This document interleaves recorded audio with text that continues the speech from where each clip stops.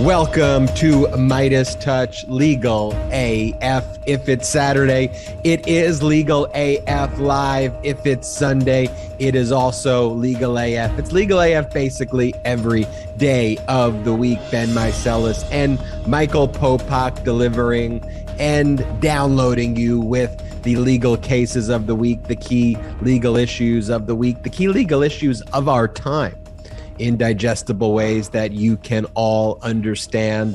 Legal AFers, we've got a lot to talk about this week. Michael Popok, welcome and great seeing you. Hey, you too, Ben. This one I could not wait for you and I to record tonight. Just so many great things for us to talk about, a lot of updates. But just as a heads up to you and to our followers and listeners, this is episode 51. This is our 51st podcast together doing Legal AF. We're coming up on our birthday soon. Wow, we didn't. I thought we should have probably celebrated 50. That's usually a milestone. We kind of glossed right over 50, but here at Legal AF, the milestone is 51. Congrats on hitting 51, maybe at episode 107. Popok, we can also celebrate maybe 211. We can just celebrate at the oddest of numbers. But I think as we reflect on this week's legal news, I think I want to talk a lot about temperament of a good lawyer, because there are lots of ups and downs in the life of a trial lawyer. And there are lots of ups and downs in legal news. And last week, we reported on a lot of great, important developments in the various prosecutions of Trump. This week, we're going to be reporting on some developments that are not so good. Granted, there are some conflicting reports about the Manhattan District Attorney Alvin Bragg and what he's doing or what he's not doing out of the district attorney's office. But later in the podcast, we're going to talk about how he lost his two top deputies, his two top prosecutors, who were incredibly experienced, incredibly talented prosecutors who were leading the investigation. Mark Pomerantz and Carrie Dunn have left that prosecution. Alvin Bragg confirmed it. The governor of New York, not too happy about these developments. But we're going to talk about that later in the pod. But you got to have the right temperament as a trial lawyer, because the news is going to go up, it's down. You'll have big wins, then you'll have losses. That's just the life of a trial lawyer. And I like to compare it to sometimes a Hall of Fame baseball player will bat 350, 400 is a great batting average for a Hall of Famer. I think a great trial lawyer's average is slightly higher than that, because you have more ability to select the cases you pick as opposed to selecting the pitches that you get as a batter. But nonetheless, you're going to take your beatings as a trial lawyer. And I think there's an old adage about that. Sorry. Go ahead, Ben. What's the adage? The old adage is, if you haven't, and you and I are seasoned trial lawyers, I have over 30 in my career. If you haven't lost a trial, that means you haven't tried enough of them. It's absolutely true. And you have a lot of people who claim to be trial lawyers who, when you really break it down, they've just done depositions or they've sat at a trial. But when you actually are in that arena, you're going to lose. It's just the nature of it. You can't control every aspect of these proceedings. And so that is true with the news as well. And we're going to break down what's going on with these prosecutions out of the Manhattan DA's office. But I think we would also be remiss, Popok, if at the top of the show, we didn't talk about what's happening in Ukraine. And we're not going to talk about it from a foreign expert, foreign policy perspective. You should listen to the MeidasTouch Brothers podcast for that. Our podcast focused on Russia, such as Kremlin File, is a great source of information there. And of course, by following the Kiev daily Twitter feeds, and there's some just great news and great reporters out of there who I would suggest that you definitely follow. But from a legal lens, because as we see President Zelensky, his bravery, his courage out there, I think the contrast and the starker contrast is brought into picture of Donald Trump's initial impeachment extorting this individual in President Zelensky, who is going to be a hero that lives on for centuries as a hero. And this was the person who Donald Trump was extorting and telling that he was not going to give the Javelin missile system. And the Javelin missiles are like the key critical thing that we see now in the defense of Ukraine. And that was one of the things that Donald Trump was saying he was not going to deliver, and in fact held up while he demanded that Ukraine gin up a phony investigation into Joe Biden and Hunter Biden. And all of Donald Trump's relationship with Putin, all of that to me is brought into stark contrast. And the insurrection, like why we do this show here, is brought into stark contrast. And Popok, I think we see this very specifically as well in Judge Reggie Walton's sentencing this week. And Judge Reggie Walton sentenced one of the insurrectionists. It was that insurrectionist who was holding up the podium. He was the podium stealer. Yeah, he was the podium stealer. And he sentenced that individual to, I think it was about 75 days. The guy's name was Adam Johnson. And Adam Johnson, said that he screwed up. He admitted fault. He admitted that he was wrong in the situation. And I think he may have dangled Pelosi's doorknob. He didn't cause any damage, but he was in there making a fool of himself. And specifically what Judge Walton said was, quote, "This is what we see in countries like what we're experiencing now in Ukraine," Judge Walton said. "That's where we're headed if we don't do anything to stop it," talking about Putin's invasion of Ukraine and everything that Putin is doing to delegitimize democracies. Yeah. Reggie Walton, by the way, is a George W. Bush appointee, a Republican appointee, and very strong words about the insurrection, about those who inspire the insurrection, and comparing them to Putin. Bush and George W. Bush and his father and Reagan appointees seem like a generation and a different party from those that are appointed by Trump. It just seems like it's a whole different party. But the profile and courage that you're rightly pointing out about Zelensky and contrasting it to Trump goes even deeper. You've got we're in wartime right now. We're not at war. We haven't declared war, but we have a NATO adjacent country that we're very supportive of through various treaties and trading relationships and humanitarian reasons. It's under attack to be decapitated by Russia. And what does Trump, former president, say and do during this time of potential war where you need to support the current occupant of the White House? He compliments Putin. He says Putin's a genius. Putin's he just observes attributes in Putin that, of course, are anathema to everything else that thinking human beings and moral people see in his operation. You're not supposed to say those things during potential wartime. You're not supposed to be at odds with your president. And the profile and courage of Zelensky is amazing by contrast. He's turned down an offer by the U.S. to evacuate him and his family.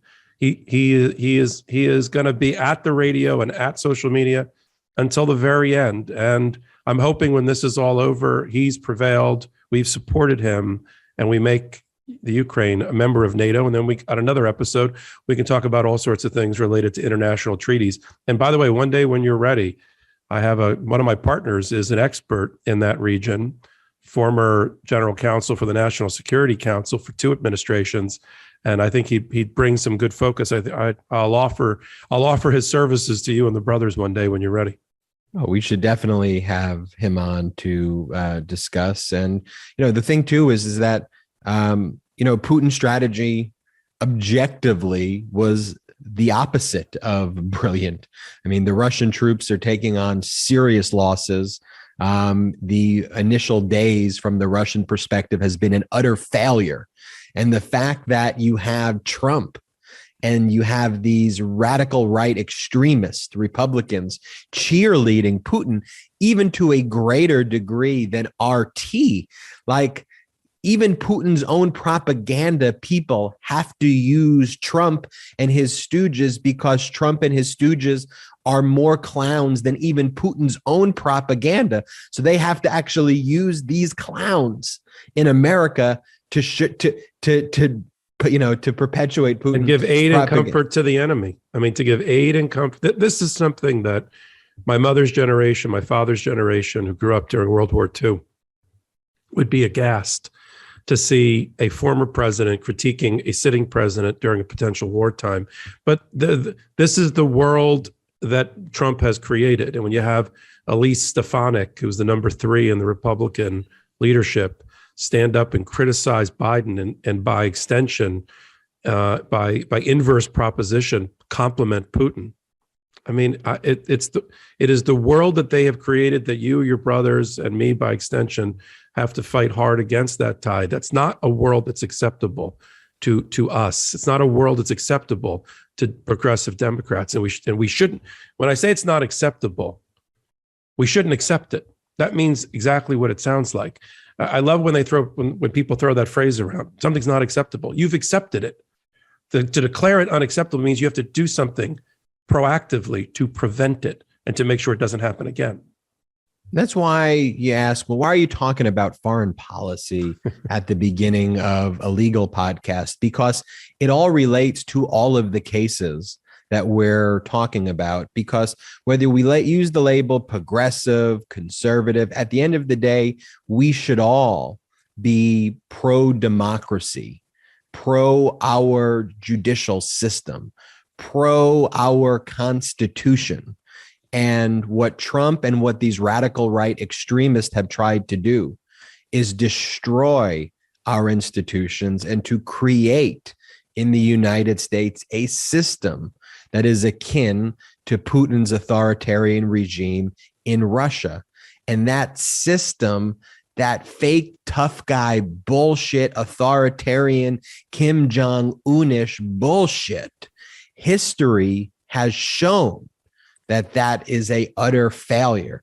The reason that America has been this shining beacon across the world is because of our incredible Constitution, because of our one of its kind, its first in history legal system, and the way the checks and balances work here. That's why we talk about these issues each and every day on LegalAF, celebrating the good, the bad, the ugly, but ultimately our system, and keeping these systems in check and keeping these systems in place. We're going to talk about a major update to our legal system in a little bit in this podcast. The nomination of Ketanji Brown Jackson. We called it first on MeidasTouch podcast like 5 weeks ago, whenever it was first announced that Biden was going to have the opportunity to announce a Supreme Court justice.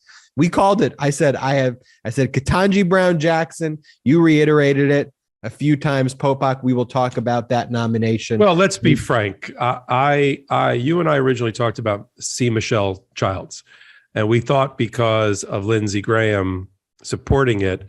Then, as a couple of weeks went on, you and I both looked at each other and said, you know what? Lindsey Graham pushing this hard is actually a bad thing. It's not a thing that Biden should embrace. And I also didn't think Clyburn, I thought he was hitting this note too hard to get somebody from his home state of South Carolina on.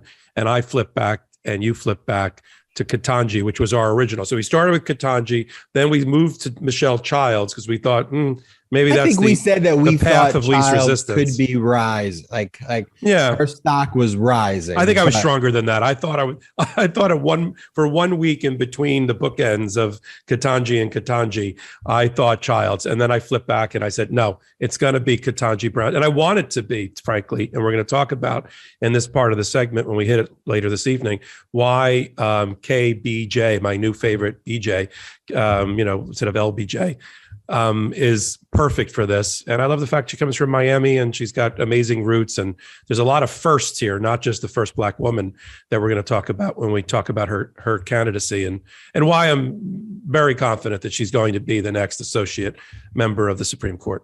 Also, a first public defender, which I'm sure you're interesting. Just crazy. About. It's 230 years. She's the first This is, we'll just give the stats. We'll tease the stats, then we'll get to her.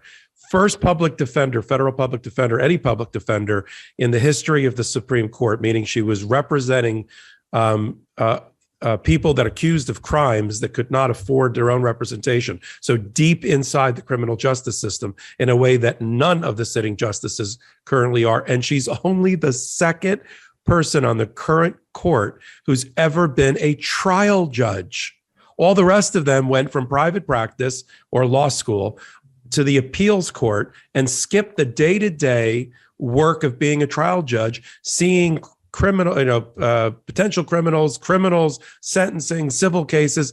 Her and Sotomayor are the only two that had the experience of being a trial judge. That's all appeal courts do. They look at trial judge decisions or appeals court decisions, and she brings that special background to that position too. I couldn't think of a more perfect pick, and one that Lindsey Graham apparently hates. We'll talk more about it at the end. Yeah, despite the fact that he voted to approve her. Oh yeah. Now I love the quote. It's obvious that the radical left has co-opted the process.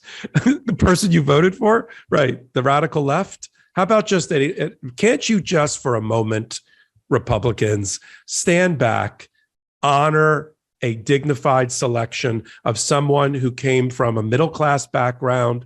Fathers and uncles were police officers. Father went to night school to go to law school at the University of Miami. A mother, public education, went to Harvard, got the right clerkship with Stephen Breyer, who she's replacing, editor of Harvard Law Review. Breyer, who she's replacing, she clerked for 20 years ago. She was a trial judge, a federal defender. She was on the U.S. Sentencing Commission. I mean, can't you just stand back and acknowledge and admire a body of work that is actually better than any of the senators that are judging her? I'm sorry. She has a better, more accomplished body of work than any of the people that will be judging her to vote and to be selected for that position. Yeah, and she was approved by pretty much a bipartisan vote before. So all these things that the Republicans are trying to gin up is completely baseless. But again, we'll talk a little bit more about her. But we did a pretty good, decent deep dive into her just right now. But we'll talk more about her at the end of the podcast. I want to delve into this other case, Popok. We've talked about it before on Legal AF. This is the case, unusual case of Pamela Moses. She was sentenced to 6 years in prison. I think it was like 6 years in a day or 6 years in a month. But for trying to register, despite the fact that she had a felony conviction in 2015. Registered to vote. The circumstances of her felony conviction were very odd to begin with, too. So it seemed that she's been in these political crosshairs her entire life. She wanted to run for political office. Again in 2020, and that's why in 2019 she was trying to figure out her voting registration status and why it appears that she may have even been targeted for political purposes. But in this case, she went to her probation officer. She got a sign off from her probation officer that she was apparently eligible to vote, which the probation officer made a mistake, but nonetheless signed off on it. The prosecutor in this case that actually prosecuted her for this, someone named Amy Wyrick, her claim was that Pam tricked the probation officer into basically giving Pam the free and clear that she could be a voter and that she was free to continue about her day. She needed that piece of paper to register to vote, right? And so she got the piece of paper, but Amy Wyrick said that was basically induced by fraud, and they prosecuted her in Memphis and with a jury. With a jury trial. But now the Guardian did some incredible reporting. They brought this to light. And as a result of the Guardian reporting, I think the judge felt some heat, and the judge admitted that the court, when they say the court, the meaning the judge, made mistakes in certain rulings, not allowing certain evidence to come in that should have come in. And Popok, tell us about that. Really one. I read the order. I read the whole order. So you've done a very good job, as always, of giving the sort of how we got here with Pam Moses. And now Judge Mack Ward, who was the judge that presided over the jury trial in December, where the jury found her guilty because of the evidence was provided, her team filed a motion for new trial. She's been sitting in jail since December while the new trial, she's not out, while the new trial motion was being prepared and filed. And they filed it on 5 or 6 grounds.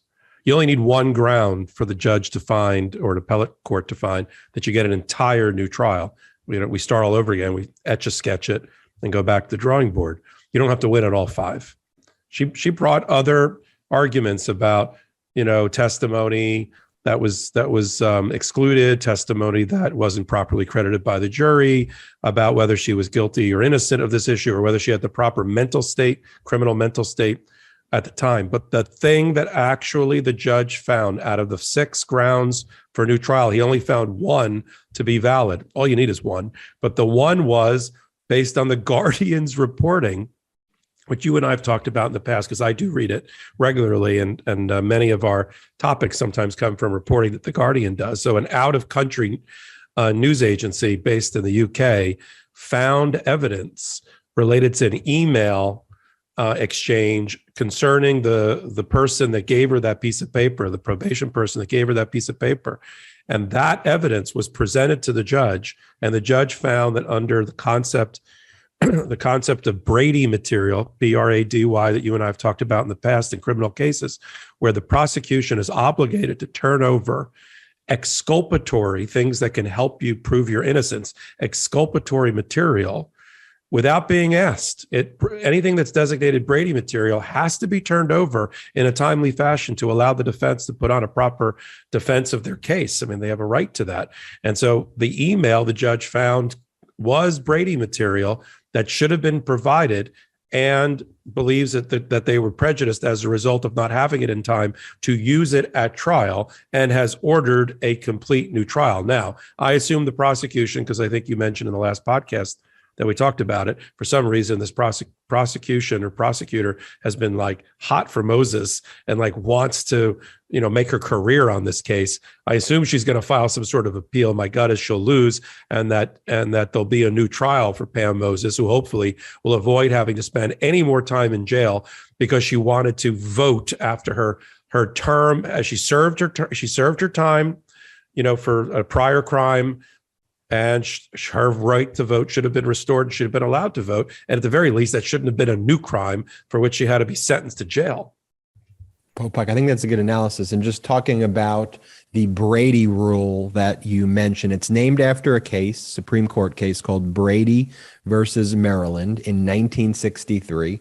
And the ruling from that case requires prosecutors to disclose materially exculpatory evidence in the government's possession to the defense.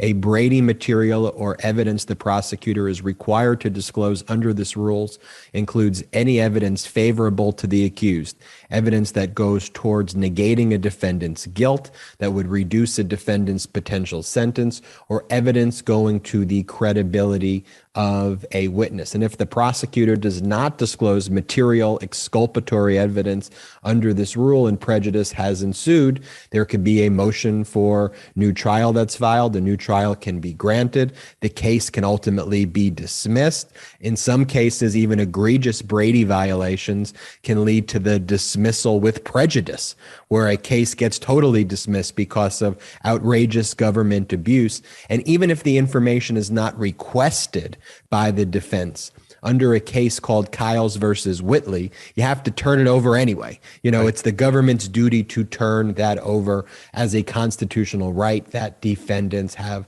And so that is what is known as the Brady rule. Popok, what do you think is ultimately going to happen in the Moses case? I think with the new kind of scrutiny over it, the prosecutor is going to have to think twice about rebringing this case. I think you're exactly right, except I've done the reading, as have you, and you rightly pointed out in a prior pod that for some reason this prosecutor has pardon my French, has a hard-on for Moses and wants to make a career out of it, because I don't think you and I or any other sort of mature prosecutor exercising discretion would bring a case like this, especially in this atmosphere. But this one does. And so I think she's got it in for Moses. And I think she's just going to retry her case. She got a conviction. She probably feels, I'm guessing here, speculation based on experience, that she's got a good case anyway. And even with that email, she'll be able to explain that away. And that's not going to be enough of a bombshell to change the direction or to change the ultimate jury result. I think she brings it. I don't think she doesn't. If we were in a different state, a different time, and a different prosecutor, I think there would be a lesson learned here by the motion for retrial. But I don't think this prosecutor will learn it.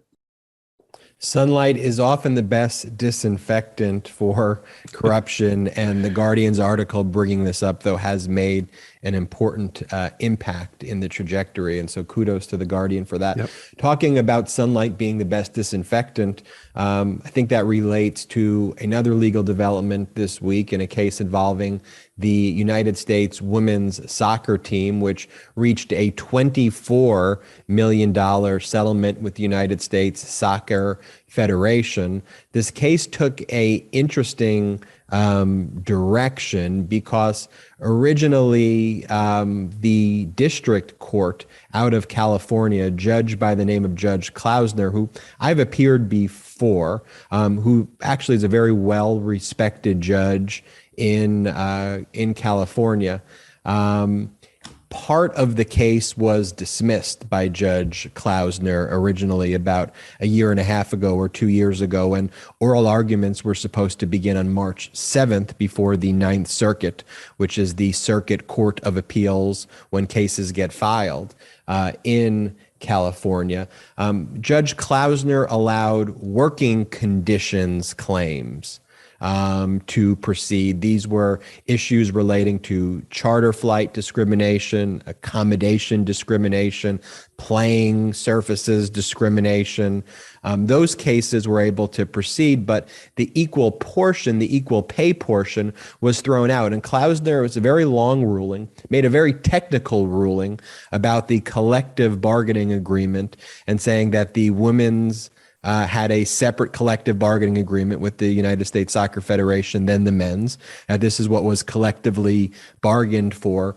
But what ended up happening in the case, going back to sunlight is the best disinfectant, was the head of the United States Soccer Federation made statements and authorized statements to be made in pleadings that said that the women's soccer team was inferior to the men's, that women were not as good of players, were not as exciting players, and really demeaned the abilities of women to compete competitively and professionally. He's now the former head of the United States Soccer Federation. As a result of those arguments that were put into those pleadings, which that wasn't even the legal argument that they won on. It was just unnecessary cruelty and prejudice that was put in there. So he was removed. A new head was in place who was actually sympathetic, and they reached a settlement despite losing in the district court before the case was heard on appeals. So, a settlement was reached for $24 million. Yeah, so you got it exactly right. But let's go over it. So Carlos Cordero, who was the idiot, a former male head of the USSF, as you said, gratuitously made a filing in which he said, well, there's a reason women have disparate pay and don't have equal pay. They're not as good as men, and they're not as physically challenged as men.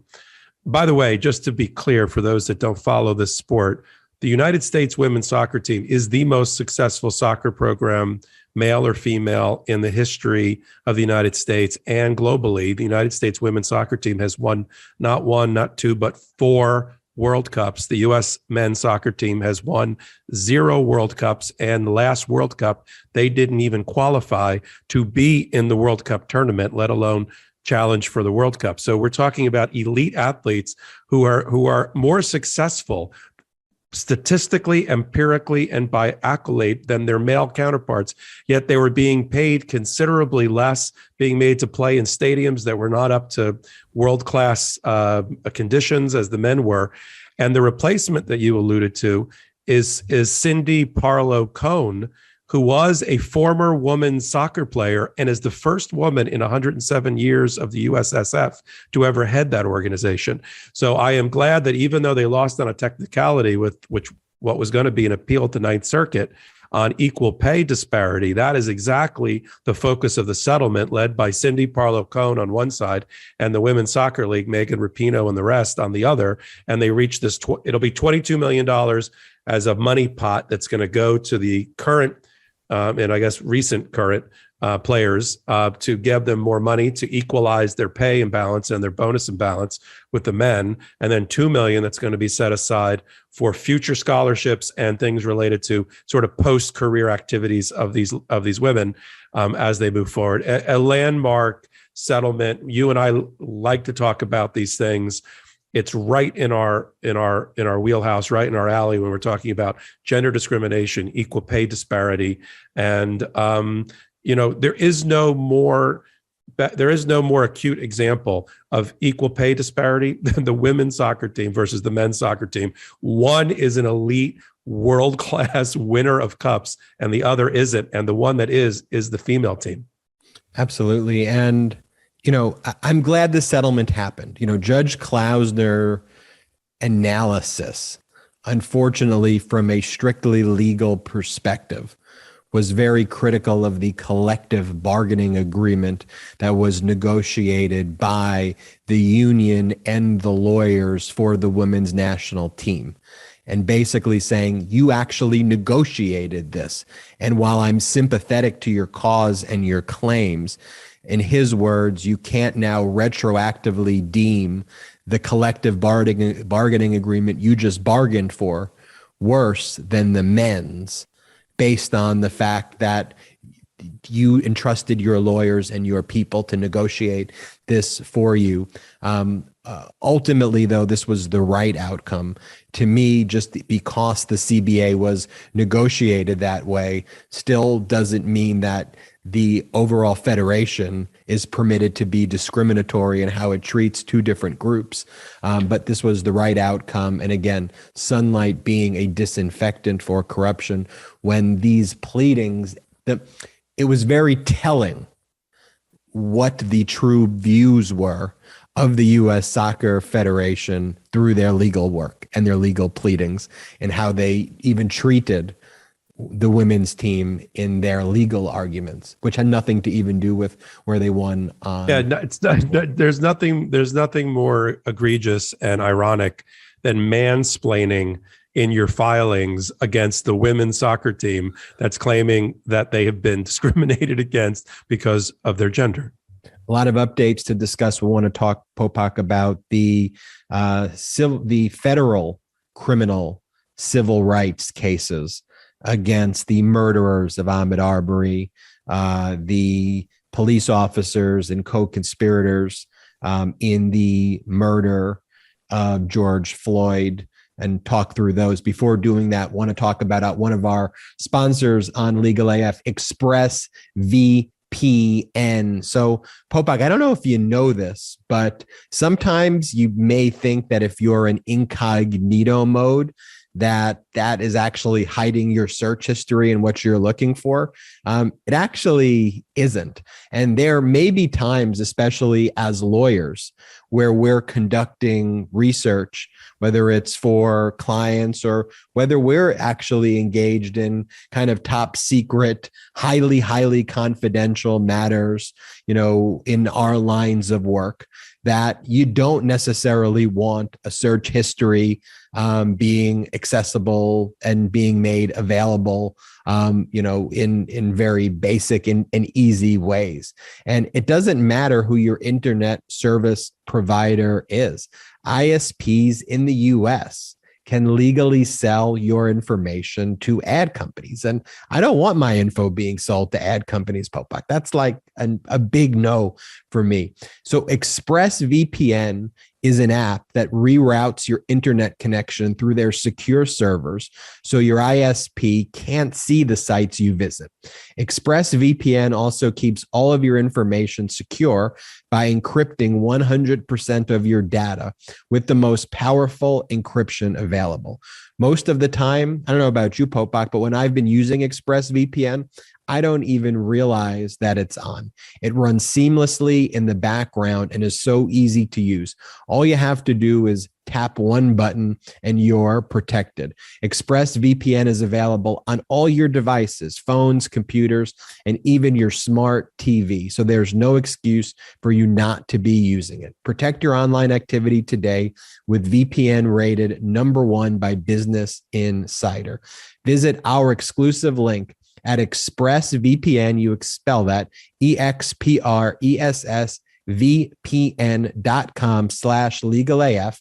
And get this, you could get an extra 3 months free on a 1-year package. That's ExpressVPN.com/LegalAF.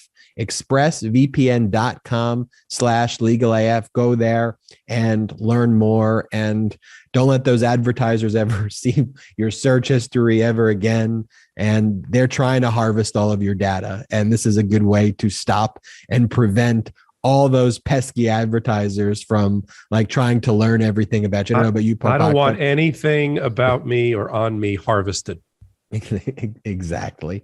So why don't we start, Popok, by talking about the federal civil criminal trial against the murderers of Ahmed Arbery. Obviously, the individuals who were tried were convicted in the state case. There was a potential plea bargain, plea agreement reached in the federal case before. The family of Ahmed Arbery rejected any sort of plea agreement. They wanted that case to go to trial. Many legal observers, not us, but many legal observers thought that it may be a difficult trial to prove that the murders were racially motivated, despite the fact that these individuals had a racist history and made racist statements before and were white supremacist sympathizers before. Could you tie that to what specifically happened on the day of became a question that legal observers felt. If you can reach a plea agreement and the individuals can confess and just admit to it, that would be a success. But ultimately, the family rejected that. The family told the federal court they rejected it. The federal court rejected the plea agreement. It went to trial. And what happened, Popok? Yeah, and we talked about this case before. So just to bring everybody up to speed from where we started, in the state court proceeding, Brunswick, Georgia, the jury convicted Travis McMichael, his father, Greg McMichael, and a neighbor, Roddy Bryant, of murdering Ahmed Arbery, and they were sentenced. The McMichaels were sentenced to life imprisonment without possibility of parole, and Roddy Bryant was sentenced, but has the ability to seek parole in about 50 years when he's 80 or 90 years old or whatever he's going to be. And they were going to start their sentence there, but and they're in jail already in Georgia, and then the U.S. The Department of Justice, Merrick Garland's Department of Justice went forward with a prosecution of them under civil rights violations. And the prosecutors we talked about in a prior podcast, spoke to the families and came to a recommended decision on a plea deal and offered a plea deal of 30 years, additional 30 years. Remember, they're already sitting in life imprisonment over in the state court, but they would go first, apparently, in the federal court, and 30 years, or actually in the state court, and then they'd pick up if they were still alive, which they're not going to be, they would pick up with their federal sentence. And the judge and the victims and others said 30 years basically is not enough and rejected the plea deal and made them go to trial. And it looks like the Department of Justice and the U.S. Attorney's Office for Georgia did a masterful job in, as you said, connecting the dots between their racist conduct in the past, including text messages, using the N-word, how they basically celebrated after they captured and killed and murdered Ahmed Arbery, how they celebrated that while they allowed him callously to die at their feet without trying to help him. Why they treated him, as the prosecutor said in this federal case, criminal case, they treated him like an animal that they hunted and captured and then celebrated over the carcass as if they had bagged, some sort of game. And they then connected that to text messages that they were able to extract from 2 out of the 3 defendants' cell phones and personal devices. Apparently, one of them, Greg McMichael, had a device that the FBI couldn't crack, and they couldn't get his text messages. And we'll talk about it in another pod about Fifth Amendment privilege and the ability, do you have to turn over your password so that the FBI can crack it? But in executing the search warrant, they found all the other text messages. So the jury was presented with, screenshot after screenshot after screenshot of all of the racist, hateful racist language that these gentlemen used in private about Black people, not about Ahmed Arbery per se, but about Black people and people of color. And then they brought in live witnesses, people that worked with them, either in the military when they were in the military or at other jobs, where they said that they told bad racist jokes. They made comments about Black people. So by the time the jury was done, because of the presentation of the evidence, they were like, yeah, these were racists that went after this guy. And if he was a white jogger, he would have just been sort of patted on the back for running through a neighborhood and waved at, maybe even given a cup of coffee. But because he was a Black jogger, they decided they were going to hunt him down and literally kill him. And so they haven't been sentenced yet. There'll be a sentence. The judge is giving them the right to file an appeal within the next 2 weeks. She's not going to let them out. They're already sitting in jail because of the first conviction. And then she's going to sentence them after pretrial sentencing reports are prepared. So I assume they'll be sentenced the next 60 to 90 days on the federal side, which will be cumulative on top of the sentencing they've already been subjected to on the state side. So in the case of the murder of Ahmed Arbery, you had the state case proceeded first, and then you had the federal civil rights criminal case. Now moving over into Minnesota, where we're talking about the murder of George Floyd, the Minneapolis officers who were with Derek Chauvin. Derek Chauvin was found guilty in the state court proceeding, and then Derek Chauvin, Popok, also pled in the federal proceeding. Yeah, he pled guilty. So to avoid having a federal trial, he's already be serving a life sentence related to his murder of George Floyd by sitting on him for 9.5 minutes and squeezing the life out of him. And these were the fellow officers that were all involved from the moment that George Floyd was identified as a potential passing fake $20 bills in a convenience store, and for which they gave him a death sentence, within 15 minutes later. All of the officers that were involved, from the arrest or attempted arrest at the convenience store to Chauvin jumping on top of him and restraining him and crushing him to death, are all now being prosecuted. These are the 3 officers who were prosecuted now federally, as you said. They were not prosecuted state. That's going to come up next. So this one, it went federal first, and the conviction we'll talk about, and then they're going to be tried again in state court the way Chauvin was. So there was the federal proceeding that resulted in the conviction of the 3 additional officers. Yeah, let me ask you a question, because this is something I'm sure our followers and listeners are wondering. Why? If they've already been convicted, what is the purpose in a justice system, in a judicial system? What is the purpose of having somebody who's already been sentenced to life or worse imprisonment on a set of claims in, let's say, state court or federal court, being prosecuted again for, other crimes or other violations related to the same conduct? Why as a society do we do this? Well, if we're a society that demands accountability and we don't want our laws to be flouted, why else would we have these laws on the books? If you don't utilize a clear and obvious example, or the most egregious examples of federal civil rights violations resulting in the murder of individuals, then why do you even have these on the books in the first place? And I think as federal prosecutors, you have independent duties.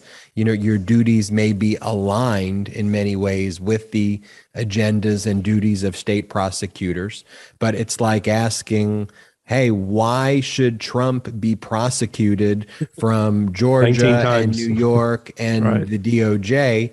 Well, each entity is an independent entity. They have their own laws, they have their own rules, and they're following them. And we demand accountability under the law. Now, it wasn't a foregone conclusion, though, that, for example, in the Derek Chauvin situation with the other officers who were involved and sat there and watched it and didn't intervene, and in many ways were responsible for encouraging what took place by nature of their omissions and even some of their commissions. It's not a foregone conclusion that there is going to definitely be a guilty verdict in the state and a That's guilty right. verdict in federal. So you want to make sure that you're utilizing, the laws. And now those individuals who were just found guilty in federal, so just the quick summation, Popok, is that these individuals the police officers who were with Derek Chauvin, who are responsible for the death of George Floyd, they've been found guilty in the federal criminal process. They now get tried in state court, right?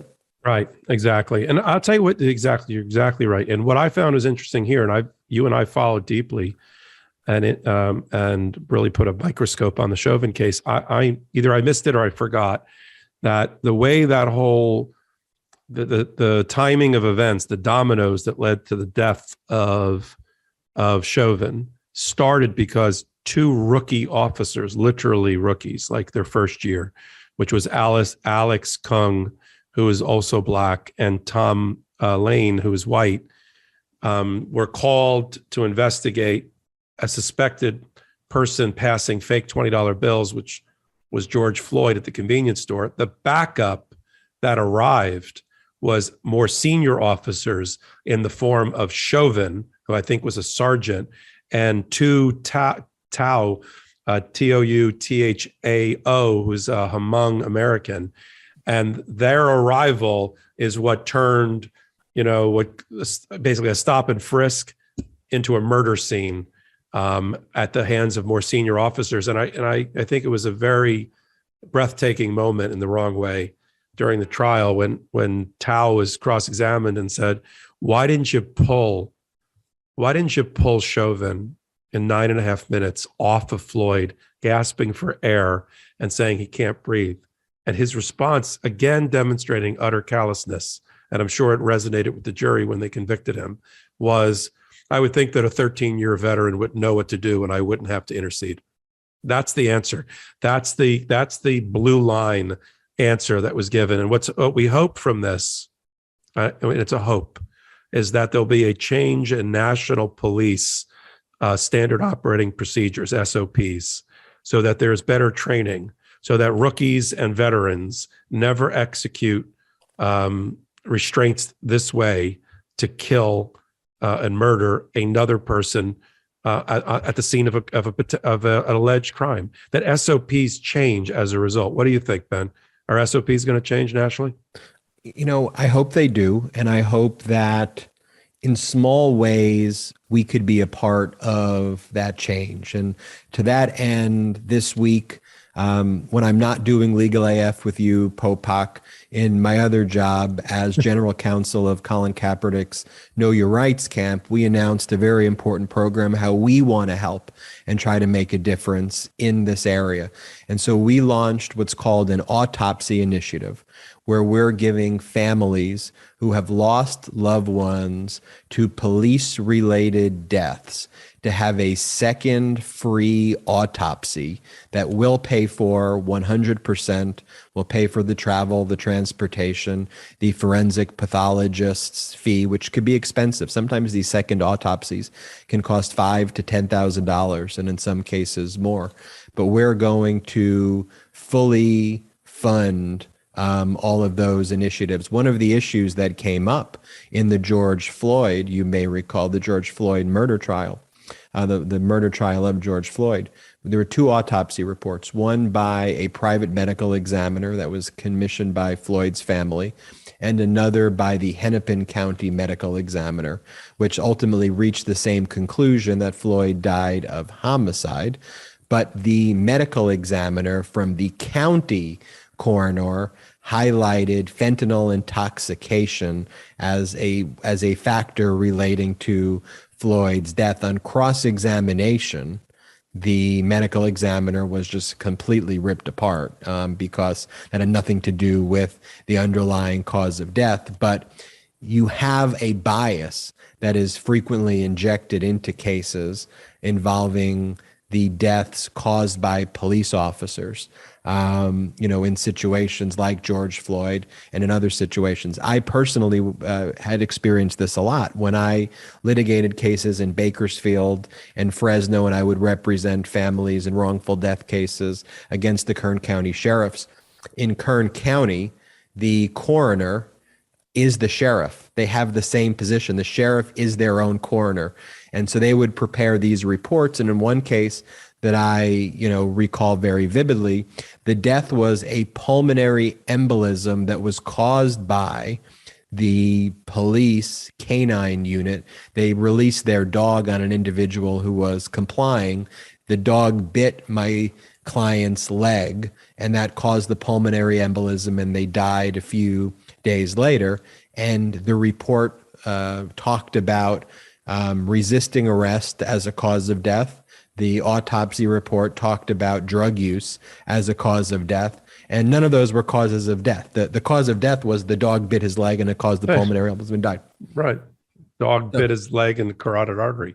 So the short of it is, Popok, is I hope that the standard operating procedures change, but I did want to highlight that's an initiative that we're working on to try to make a difference in situations like this, in bringing accountability and bringing truth, and shedding a spotlight. Yeah. So we're right back to where we started.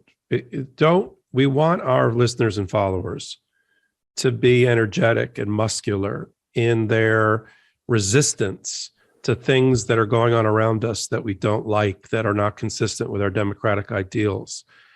Don't use the phrase, "that's unacceptable." That is the least of the things that you can do. You basically have accepted it if you're at the point of saying it's unacceptable. Do something about it. I mean, the Kaepernick Initiative is an amazing, amazing development, and one of many that I know you and he have done and will continue to do. But others have to pick up the torch and do things large and small to contribute to this. This is a huge boulder that has to be chipped away at in order to be successful. So listening to the podcasts, yes, we think it's important, and it arms you with information to be able to debate in a dignified way with your friends and neighbors and hopefully change their minds, or at least understand what's going on around us. But you have to do more. And that's an example of doing more. Yeah. And, in other kind of very difficult developments, I mean, looking at what's going on in Oklahoma right now, Oklahoma, their legislature has a bill that's working its way through their legislature, which looks like it's going to pass.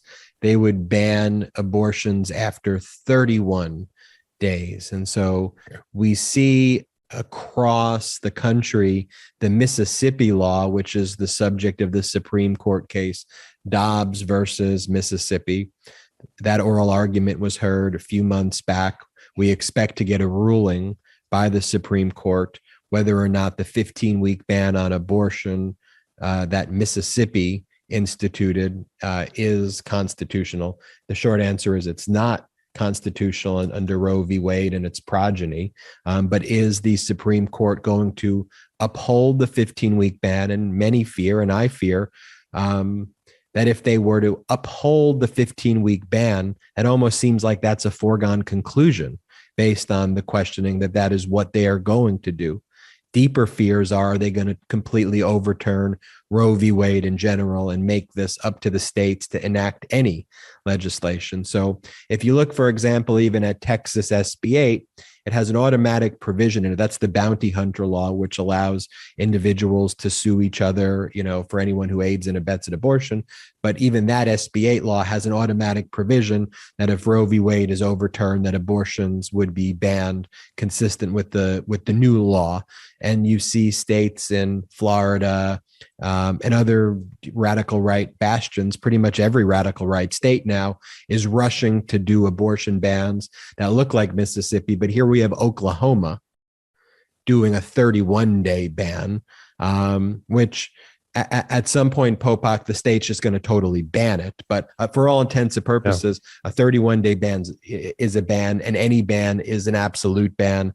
And any restriction that is a government intrusion onto the constitutional right of privacy, the constitutional right to an abortion that women have and childbearing persons have, is completely disgusting. It reflects a complete, just heinous view of male hegemony over childbearing persons and women that should serve no place for our government to inject themselves in those decisions that women, childbearing persons, their faith, their doctors, their family, that they make.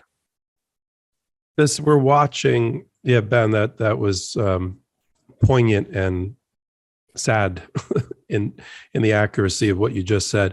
We are watching, ladies and gentlemen, a race to the immoral and unconstitutional bottom. And states like Texas and Oklahoma and the like are racing to see who can outdo each other for taking away a woman's right to choose bodily autonomy. And we're seeing it now writ large. This is the very Pandora's box that Kagan and Sotomayor warned about when SB 8 was allowed to stay on the books while they in leisurely fashion decided the constitutional issue in the summer. We think in Dobbs versus Mississippi. This is the license that the U.S. Supreme Court has allowed for states, almost like a child testing the limits of their parents' authority. Can I do this? Can I put my hand on the stove? So Texas does 6 weeks. Mississippi does 15 weeks. Oklahoma says, oh, we'll one-up you. We'll do 30 days. 30 days from when a woman's last menstrual cycle.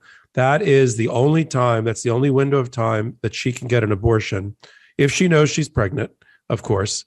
And the statistics that have been put out by Planned Parenthood and others is that the average woman does not know that she's pregnant, Ben, until 5.5 weeks after her last menstruation. So if you don't know you're pregnant on average until 5.5 weeks, how does a 30-day rule, how is that an abortion right at all? And to your point, which you made eloquently, it isn't. It means it's a ban on abortion. And why this is even more dastardly and more immoral is that what state sits at the border of Texas? Oklahoma.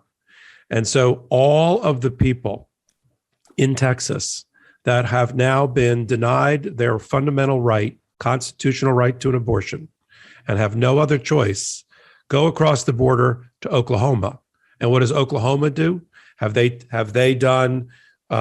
taken refuge for these people? Have they given them sanctuary? Have they allowed them to exercise their constitutional right? They said, no, we're going to close the border completely and we're going to make it a 30-day rule. Thank you very much, Texas women and Oklahoma women. Goodbye. And it's just, it's exactly the dystopian future that you and I predicted, not with any joy, but with just cold, sober acknowledgement when the Supreme Court did what it did by not enjoining SB 8 in Texas. And it just bodes terribly for what's going to happen in the summer when they likely at least roll everything back to the 15 weeks in Mississippi. And we go from there. So that's where we are. Yeah, and as you're there in Oklahoma, you look at what the radical right extremists are doing with book banning, and in the House of Representatives in Florida, the Don't Say Gay bill outlawing any discussion about LGBTQ plus issues, pretty much in all schools at all ages. You know, it purports to have an age requirement of when you can't talk about it, but then it also says, or any other years as may be deemed to be unreasonable or inappropriate, which just expands the language of the statute such that you can no longer discuss LGBTQ plus issues. Now, the law hasn't been signed yet by the governor, but it's on its way. The vote Thursday was 69-47.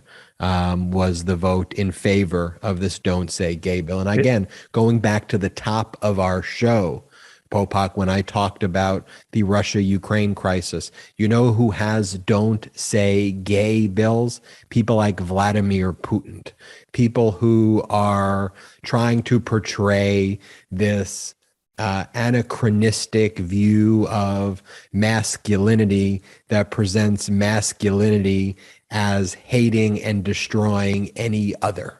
And that is an incredibly problematic view for a host of reasons, including its abject failure in history to create peaceful, thriving societies. And when you have these wannabe fake strong men like DeSantis and Trump and what we have in Oklahoma, I mean, it's sickening to see these bills making its way through, which is why, as you said, just saying it's unacceptable is not enough.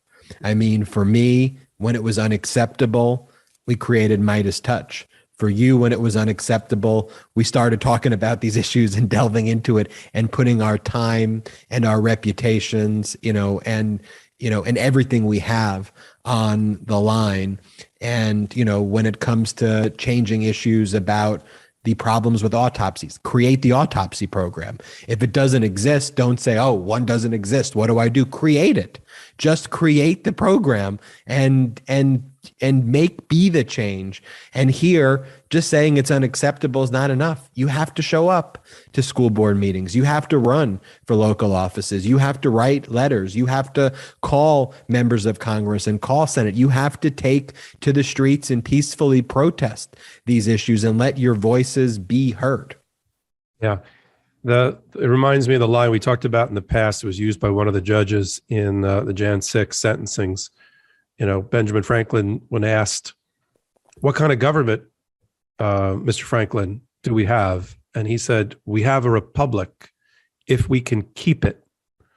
And there's just the fact that we are throwing away the crown jewel of our democracy, which are its institutions, its constitution, its democratic ideals, and we're throwing it away, and instead looking to, as you said, oligarchies and fascist regimes that have austerity measures that are failing.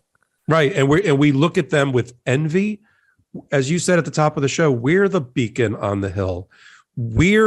It's our democratic society that people gravitate to and want to be like, and why we want to morph ourselves into some strongman authoritarian regime. I guess is it just, I don't know, I'm just asking, this is rhetorical. Is it just easier for people to give up and just let a fascist president make all the decisions for you and cheer on like you're at a NASCAR rally? Is it just easier? Is democracy, Ben, I'm asking, now it's not rhetorical. Is democracy hard? Is it hard every morning to support the republic and to be a lover of democracy? So people are fatigued and they've just given up and said, I want other people to make decisions for me. I want to act like I'm in the Roman Colosseum, thumbs up or a thumbs down for my neighbor. Is that what it is? It's just hard. I think it's slightly more complicated than that, and I think that I think we could probably write volumes and volumes and volumes of books delving into it. But I do think it is one factor that it is hard to have truthful, fair, complicated discussions about the nuance of what's going on.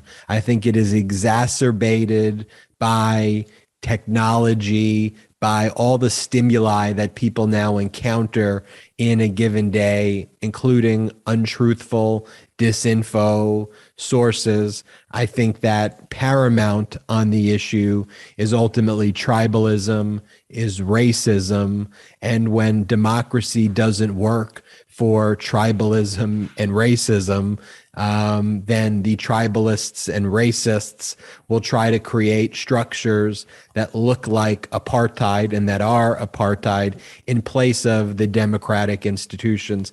The democratic institutions, when they're elected and they could still be in power under the system, is a complicated system they can live with. But when they're out of power, and they being, the Trumpists, the radical right extremists, see the writing on the wall that under a democracy, even though the prosperity of the United States of America will be so much greater, even though our country is headed in a far better direction, if you have this diverse, incredibly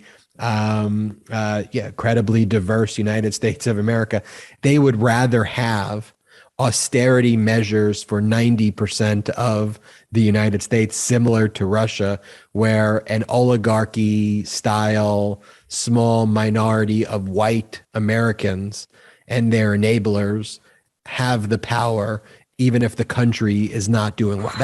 That's ultimately what they're willing to do. But anyway, it's a more complicated. On that note, just to make it a little more lighthearted, I posted on my Twitter feed a video of a rat-infested set of garbage in front of a national coffee chain that was near my apartment, which got a lot of publicity, including that chain reaching out to me and calling me about how they could fix that problem.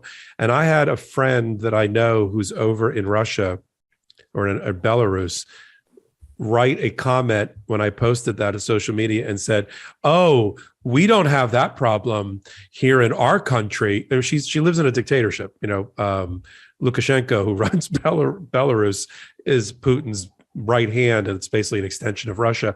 And to which I commented back to her, because I have to be careful, because her social media is, not from my perspective, I have to be careful for her, because her social media is reviewed by their police. And I just wrote, you may not have the rats out in front of your coffee shop, but we in America have a few more things that you don't have. And I just put ... And I want that to always be the case. I want us to be different and have a differentiating set of principles and values than those in countries that were part of the Soviet Union or Iron Curtain. And look, you think about what a lot of the legislation also is that the radical right extremists want to do. They want the government to control social media, right? That's what we saw DeSantis, the type of legislation he wanted. That's the type of legislation that Abbott wants. That's the type of legislation that Trump wants. And you ask, well, why do they want that? Why do they want that? Well, look what's going on in Russia. And the dichotomy again, and this is why it all relates to the law, Ukraine being a free and open society, their ability to communicate and to be nimble and to get truthful videos out right now in a time of war is in deep contrast to an isolated dictator in Putin who can't communicate effectively and openly and honestly with his troops. A lot of the ability to rally behind Ukraine and for Ukraine to get these messages out is they have an open society and they have people who are able to post on social media and have this exchange of data. But strong arm anti-democratic leaders like Putin and like DeSantis, I put DeSantis in the same category as Vladimir Putin. I put Trump and Putin in the same category. I put Abbott and Trump in the same category. Trump and Putin in the same category. Even people like Ted Cruz.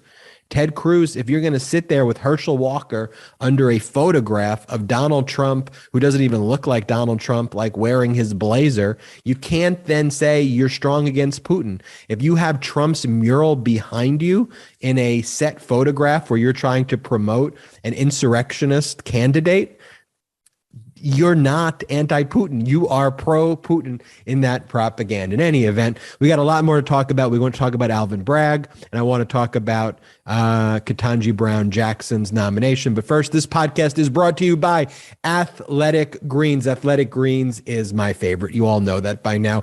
I always say the proof is in the video. Go back 4 months, 5 months. Just actually look at what I looked like 4 or 5 months ago. I was worried about you then. And then I started taking, thanks, Popok. Then I started taking athletic greens, and it really changed my life because it wasn't like I wasn't doing anything back then, but I was doing my own gummies and my own vitamin pills.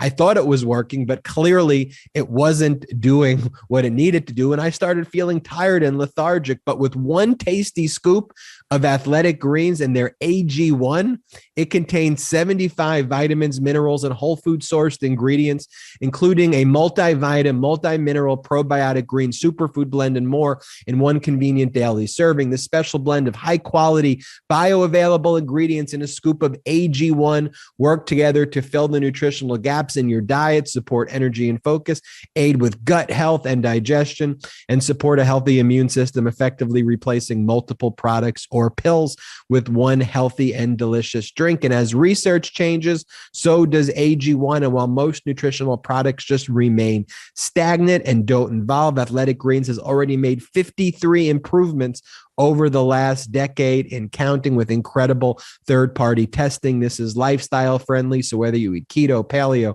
vegan, dairy-free, or gluten-free, it contains less than 1 gram of sugar, no GMOs, no tasty chemicals or artificial anything, while keeping it tasting good. Join the movement of athletes, lifeleets, moms, dads, rookies, first-timers, everyone in between, and of course, legal AFers, and take ownership of your daily health by focusing on nutritional products you really need in the simplest manner possible. That's essential nutrition. For AG1, I get my AG1 powder. I do 1 scoop. I put it in my bottle. I put some water in there. I shake it up. I drink it. I have all the energy I need for today. And I'll tell you this, all the legal AFers who have tried this product, all the Meidas Mighty who have tried this product are raving about it and saying this is changing their life like it did with me. To make it easy, Athletic Greens is going to give you an immune supporting free 1-year supply of vitamin D and 5 free travel packs with your first purchase. Just you have to visit athleticgreens.com/legalaf today. So go and visit athleticgreens.com/legalaf, athleticgreens.com/legalaf. Take control of your health and give AG1 a try. Popok, could you break down what's going on with Alvin Bragg? I know you and KFA. The show, by the way, is doing great. Karen Friedman, our Wednesday show, Michael Popok, the Wednesday show. Everybody check out Legal AF Wednesdays with Popok and Karen Friedman Agnifilo. Karen's was Cy Vance's number 2 at the Manhattan DA's office, and she hosts this show with Popok. So obviously she's going to have incredible insight into what's going on. And there are some things that she can't obviously talk about because she's literally too close to the action where she's not allowed to talk about certain things. But Popok, you are allowed to talk about it. Break down the Alvin Bragg situation and what's going on there. I don't know if you were around, but we jumped on we did a new thing that's going to be a regular feature for Legal AF, including you and me on Legal AF. We did a Twitter Spaces with like a 20-minute countdown, and we jumped on, and 24,000 listeners and followers joined us and listened to Karen and I break down in real time, I think within an hour of the news hitting, that, as you alluded to earlier in tonight's podcast, the 2 lead prosecutors that were responsible for the Trump investigation and prosecution in Alvin Bragg's Manhattan DA's office resigned in protest, and sort of a noisy departure, which is quite unusual. Just to give everybody some sort of perspective, that's not supposed to happen. That doesn't happen. And if it happens in private. It doesn't happen with sort of a noisy departure where they say the reason that they are departing is because Alvin Bragg is getting cold feet over the Trump organization prosecution and the Trump personnel, including Donald Trump and his children, their prosecution being led by the Manhattan DA's office. To remind everyone, there's a joint investigation going on. You've got Letitia James at the New York Attorney General level, at the state level, doing a civil investigation, pardon me, which she's making tremendous progress. But they share information with the prosecutor's office and the Manhattan DA's office. And Alvin Bragg, who took over for Cy Vance, who started the investigation and started the grand jury process, and he renewed the grand jury for another 6 months, has to make the decision whether to continue with the case or not. And these two prosecutors, Carrie Dunn, who's a man, and Mark Pomerantz, a very well-known private lawyer, both private lawyers that were deputized for this position, who came in specifically for the last year and a half to do this, left. Now, all of the immediate media speculation and even our own professional speculation on the space Twitter event that we did with Karen was that this indicates that Alvin is not going to continue with the prosecution. He's going to pull the plug completely, and that's it. That was the death knell for the Trump investigation, and it was a very sad evening for most of us that didn't want that to happen. Of course, we're not privy to all of the evidence that's being developed at the grand jury level. I know other people, like our fellow podcaster Michael Cohen, is like, I've seen the evidence, and he should continue with the prosecution. It's a good case. Well, with all due respect, he hasn't seen all the evidence because it's in a private, confidential grand jury process. The only one who's seen all the evidence are the prosecutors and their boss, who's Alvin Bragg. Now, I think Cohen was saying, though, that he literally saw he was the lawyer there, so he knows the documents. Well, he knows that the guy did bad things and should be prosecuted. But in terms of how the evidence is being developed, I think that none of us really know that. Now, Let me explain something we've never talked about on LegalAF. In most states, including the state of New York, even though we elect the district attorney or the county attorney, if you're in a county, who's the prosecutor for the cases, the governor ultimately has the power, I think, in almost every state, to replace, for malfeasance or for other bad conduct or other reasons, can replace any county's or city's attorney, district attorney or prosecutor, or reassign cases if she finds or he finds that the prosecutor is not doing their job.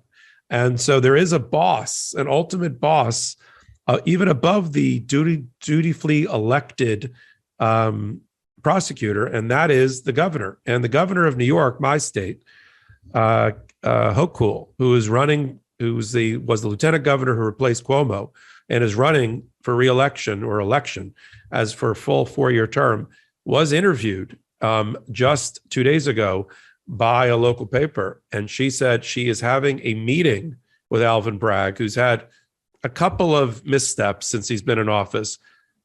His first day memo, which he issued upon his being put into the office, I think on January 2, he took a lot of heat for the first day memo where he said he wasn't going to prosecute at all certain low level, in his view, nonviolent crime, including things related to the police. That pissed off everybody in New York, including the new mayor, and I think ultimately the governor. So that was bad. And now this, two very public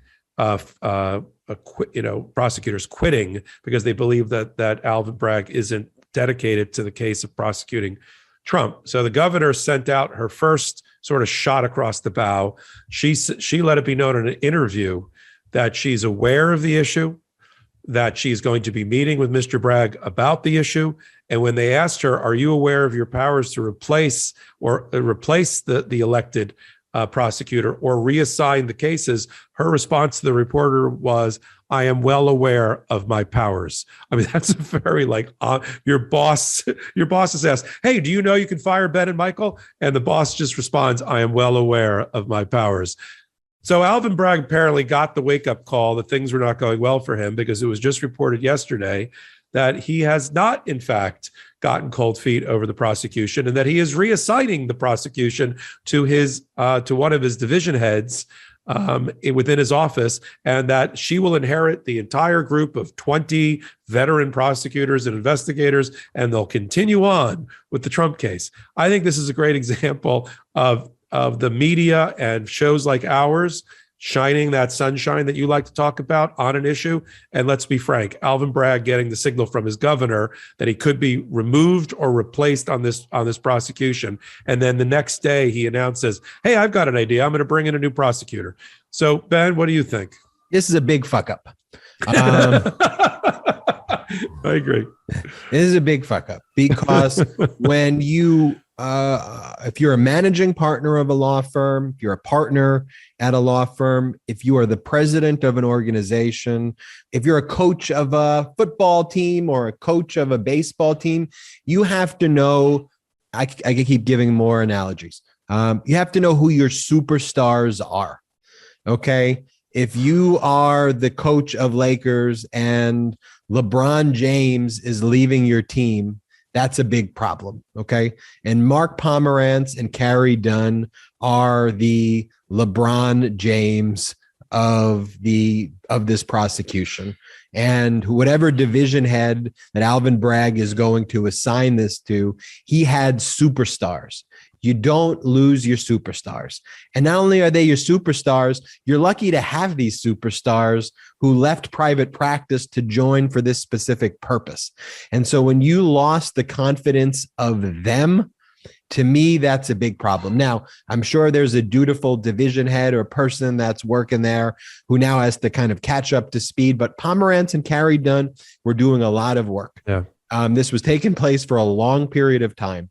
For them to leave and the way they did, they're obviously, because of their position, they're not going to say why they did. There'll be leaks to the press, which we heard about, why they were unhappy about leaving, but they wouldn't leave both of them at the same time unless they thought that this was being entirely mishandled. And it is a big problem because, I do agree with Michael Cohen, the lawyer who did draft these documents and who's intimately familiar with these documents. He's aware that there was unlawful criminal conduct taking place, and again, there's lots of conspiracies floating out there. Alvin Bragg must have been bought off, or Alvin Bragg this or that. And you know what I think? I just don't think there are people who are meant for the moment. Okay. There are people who were meant for the moment. The same way Zelensky is meant for the moment.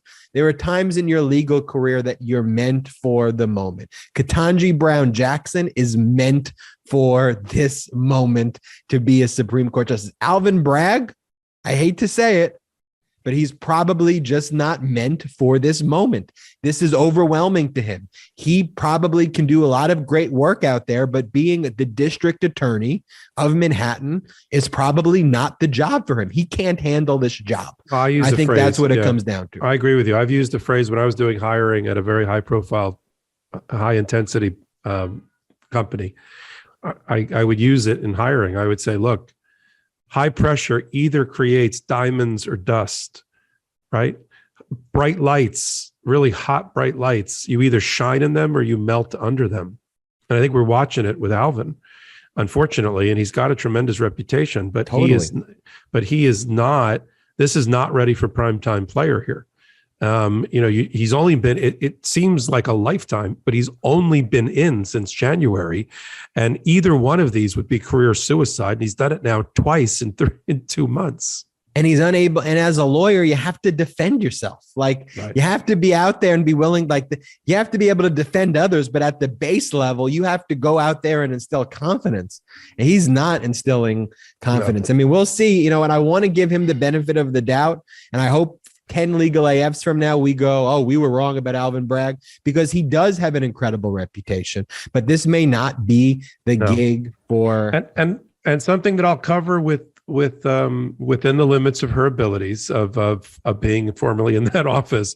But I want to hear a little bit from KFA, our co-host on Wednesdays, about Susan Hofinger, who I'm sure she worked with, who's a career prosecutor in the office, who is now the Trump prosecutor under Alvin Bragg as part of his leadership team. I won't get into the specifics of the case, because we know that the KFA worked on the case and was supervisory over the case. But I would like to hear more about what she thinks about Susan Hofinger and her ability to do this job.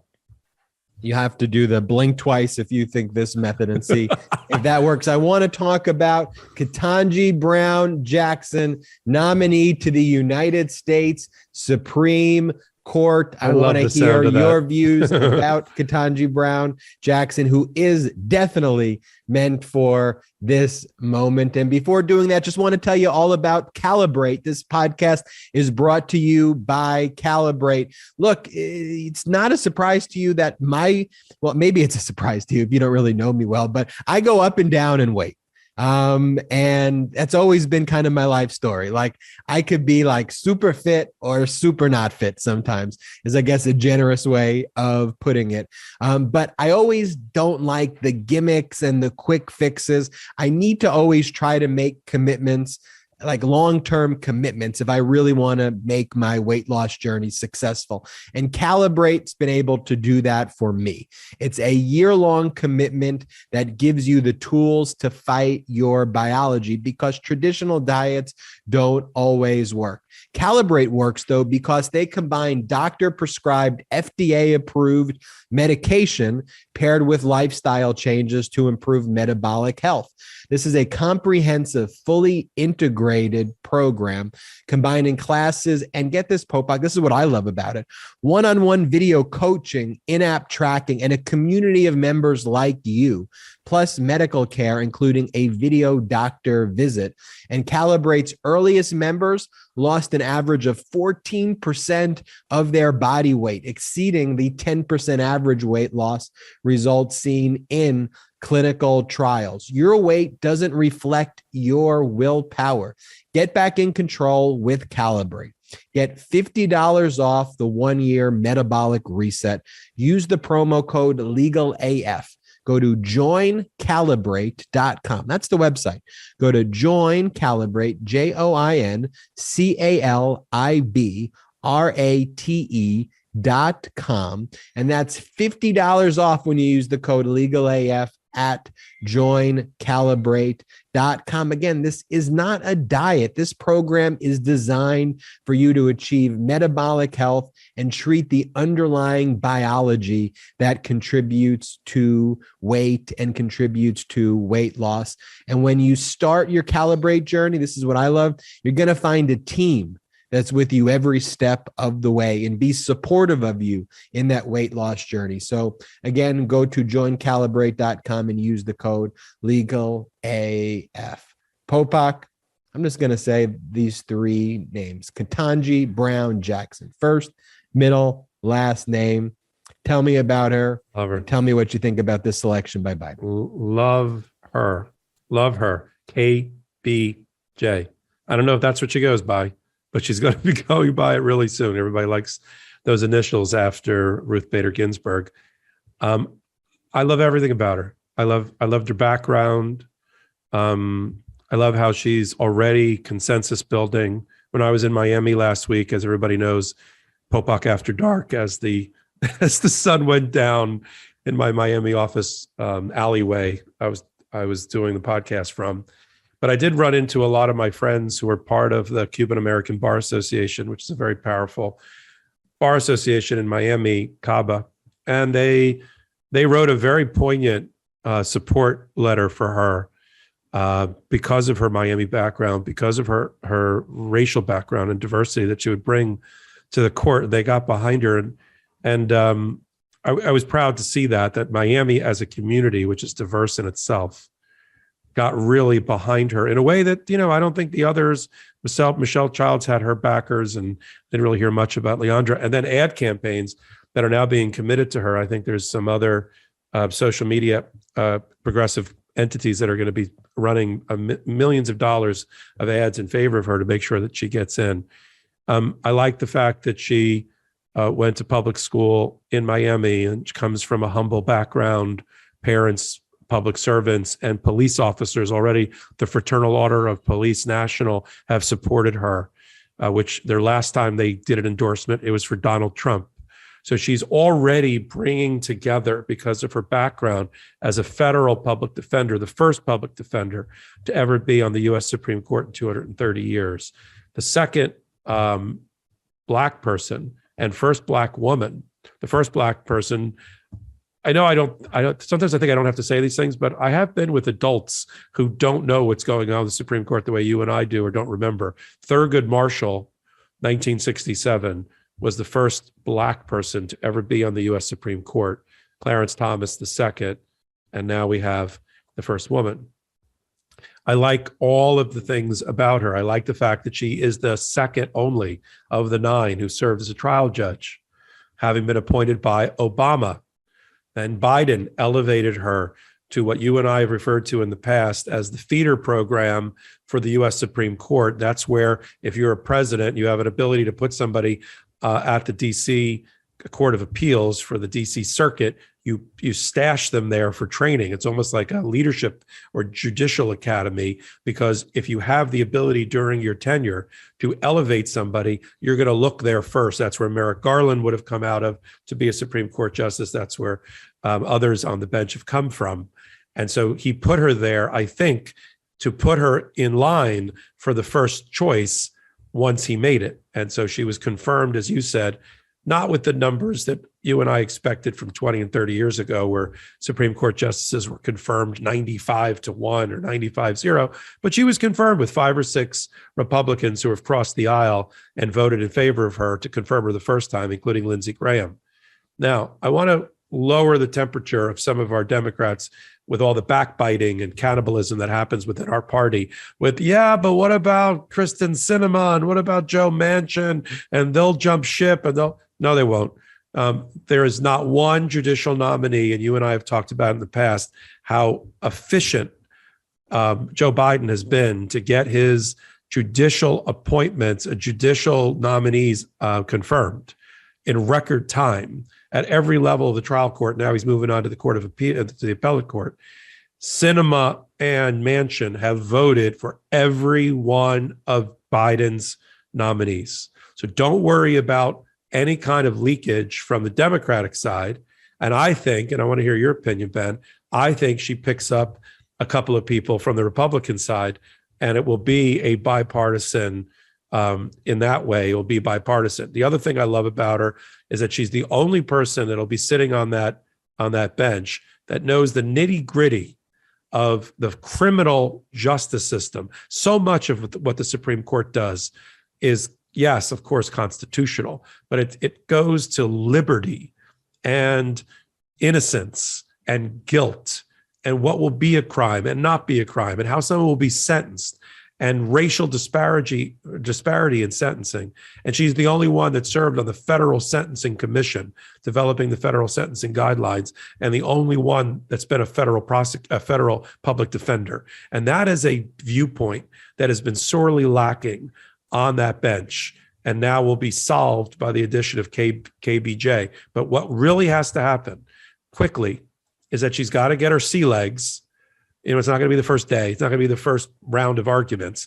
She's got to find ways to build consensus behind the scenes at the judicial conferences held by the Supreme Court members, in writing opinions and getting opinions assigned to her, so that she turns 6-3 votes against progressive democratic ideals into 5-4 or even greater in favor. And that's what Breyer was masterful at doing when he held kind of the center for a long period of time before these new people came on. And we have to see that. Otherwise, it's just a replacement for Breyer, and we keep losing 6-3. She has to find a way, in a way that even Kagan and Sotomayor have not been able to do, and to try to bring a vote or two over with her in order to get 5-4 or greater decisions in our favor. I hate to be the cynic here, Popok, after somebody has that to be. Inspirational. I know. I'm happy about it. Encouraging. Let me go through each point. You were thinking, do I think that there's going to be a bipartisan vote confirming her? No. My prediction is that people who actually voted her from the Court of Appeals, like Lindsey Graham, are not going to vote for her for the Supreme Court. You won't get one Republican vote? That's your prediction? I think she may get 2. All right, then that's bipartisan. Okay, I think she may get 1 or 2, but I don't think she will get more votes than she did previously. Oh, I agree with that. Okay. I think she will get less votes now, even though she's a consensus builder and should get more votes based on the fact that she's proven herself as a judge on the DC circuit, and she's brought together these various factions. But nonetheless, they're going to start ginning up and making up all these kind of BS fake propaganda type of stories against her. So I think that's going to happen. When she's on the bench, she's not going to be able to change the minds of the radical right extremists, and you're just going to get 6-3 and 5-4 votes. I would love for that to be different, but we need there to be other nominations, and we need to make sure that we have democratic, big D, democratic leadership in the executive branch. The president needs to be a Democrat so that we can make sure that we appoint small d, democracy-loving judges who can actually be Supreme Court justices. That is what I'm looking for. And so to me, it's not even about progressive ideals anymore. You know, while I'm progressive, while my views line up as a liberal, if you were to go down the views that I espouse, to me, it is a binary decision. There is a political party, and there are people in this country, a faction that loves democracy, that wants America to be this diverse beacon of light and hope for the rest of the world, and supports democratic institutions. Within my big tent, small d democracy group, we can have debates on a lot of issues. We can debate tax policy. We can debate the role of the IRS. We could debate student loans. We could have debates, but the threshold is democracy. You against the insurrection? Do you support America as a diverse beacon of light in the world? Do we support our allies? And do we support people? Do we want to make healthcare a universal human right and education a universal and human right in the United States of America? That is the faction that I'm with. And those are the types of judges and justices that we're going to be appointing. And the other faction is the pro-Putin, to take this episode back full circle, the pro-Putin, authoritarian-loving, oligarchical individuals like DeSantis, Trump, Abbott, those cronies, Marjorie Taylor Greene, who want to turn the United States into Belarus, who want to turn the United States into Russia, a Putin-led Russia. We're not going to let that happen. You're not going to let that happen. That is why we do these legal AFs every week. That is why we discuss these key issues. That is why we fight for our democracy, and you fight for democracy in any and all ways that you can. I want to give a special thanks to all of our sponsors on today's podcast. I want to thank Athletic Greens. I want to thank Calibrate. I want to thank ExpressVPN. Use those codes Meidas to get and unlock the discounts that we've talked about in those ad reads. And as we always say, Popok and I are practicing lawyers. So if you have a case, the cases that we usually take involve like very, very serious traumatic injuries, like sexual assault, sexual trauma, sexual harassment cases, in employment settings, wrongful termination cases, large business disputes. Those are the types of cases that we take, and we're happy to evaluate your case. If you want to send an email to me, ben@MeidasTouch.com, ben@MeidasTouch.com, and Popok is Popok, MPOPOK, at zplaw.com. Send us an email if you have any cases. Our hearts and prayers and actions that we can take are sent to the people of Ukraine. On this weekend, we created a video at MeidasTouch, Defeat Putin, which I know is now not only getting millions of views here, but is also spreading across lots of Ukrainian message boards in various Ukrainian apps. We're trying to convert the language also into Russian so that we can get the message out there as well. Spread that Defeat Putin video. And Popok, always a pleasure sharing. Yeah, you too. I have a personal. Any closing words, Popok? Yeah, I got a personal relationship to that one. As people know, my relationship is from Belarus. She's American citizen, but and her family is really trapped in Belarus on the border of Ukraine. And so we live it and talk about it every day. And we can't thank you and your brothers enough for the comfort and the social media powerhouse that you're putting behind these things. We think on this show that people know what we're talking about. But I can't tell you how many people in normal walking America don't think about these issues and are targets of misinformation campaigns on Facebook and other social media platforms. And so you're getting the truth out and shining a light on it the way that we've talked about it today. And I want to thank you and your brothers for doing that. Thank you, Popok. Appreciate all the support from the LegalAFers, all the support from the Meidas Mighty. If it's Saturday, it is LegalAF Live. If it's Sunday, it is LegalAF. It's LegalAF now every day of the week. Thank you for joining us here at LegalAF University. Shout out to the Meidas Mighty.